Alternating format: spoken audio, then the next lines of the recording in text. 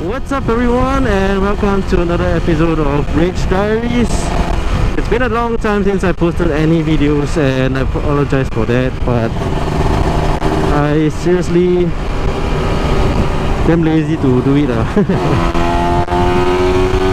But anyway, today some updates about myself is that I just went for a medical checkup just now for my arm, and the doctor said that I need to go for follow-up surgery because my hand is not healing. The bones are not joining, and in fact they are getting further and further apart. Yeah, it sucks because I need to take a piece of bone from my hip, from my pelvic bone, and then join it to replace one of the fragments in my arm. And he said that it's gonna hurt, so yeah, I'm kind of like being a pussy about it right now. Just hope that it doesn't really hurt that much. Anyway, I tried to make a video a few weeks back, but it was raining and yeah, the footage was not very good, so I'll try to do it again today. And the topic I was going to talk about is lane splitting, because at the point of time there was a few incidents that sparked a debate on Facebook about lane splitting. So the question is, should riders in Singapore lane split or not? Is it safe and is it legal? So yeah, I thought about it for a while, and then I felt like lane splitting can be good and bad at the same time. Let's talk about the good things first.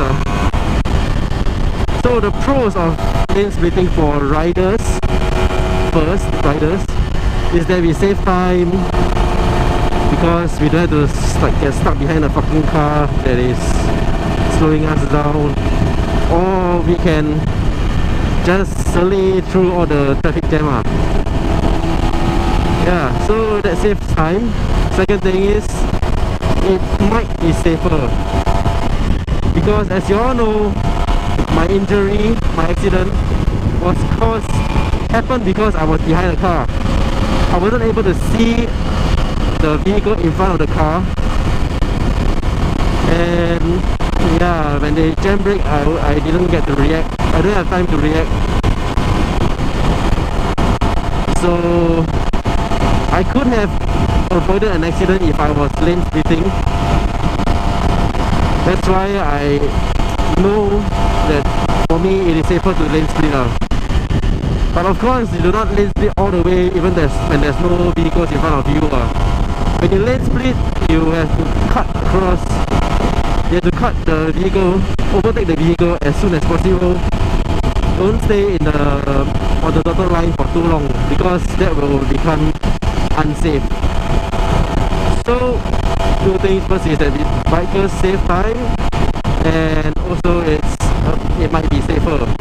So third thing is that is good is about lane splitting is for cars. Cars will have a benefit as well, because when we lane split, we do not take up one car space like just another car. If we stay behind a car, we're just gonna be another car, and that will cause the traffic jams to get longer and longer. Just imagine if all bikes do not lane split. That's equivalent to every bike is one car, so you're gonna have like times 2 of the usual traffic jam you're having, which really is not beneficial for both cars and bikes at the same time. So now to talk about the good things the good things, the pros of lane splitting, let's talk about the cons. So the cons is that some people say that it's unsafe, which is true, because when you lane split, it is very unpredictable. Cars will never ride before. They don't know what the bikes are thinking. They don't know how to predict the movement of the bike, because bikes are really agile, very small. They can change lane very fast and go very fast, accelerate and all that. So it's very hard to predict, and because they're small, they might get caught in the blind spot, which is why you should lane split. In your lane split, you should overtake like very fast as soon as possible. Yeah, it might be unsafe when you're stuck in the blind spot or in a traffic jam when the cars come to a standstill. Then you just zip across the middle lanes and then suddenly a car just decided to change their lane. You're gonna get fucked, man. Yeah, so it's unsafe and safe at the same time. Just need to do it at the right time and don't be sway, that's all. Then another cons is actually I can't think of any other cons. If you know of any other cons, you can let me know in the comments or whatever. Yeah, so far I only have one cons about lane splitting, which is it might be unsafe, that's all. So as you can see, there are more pros than cons of lane splitting,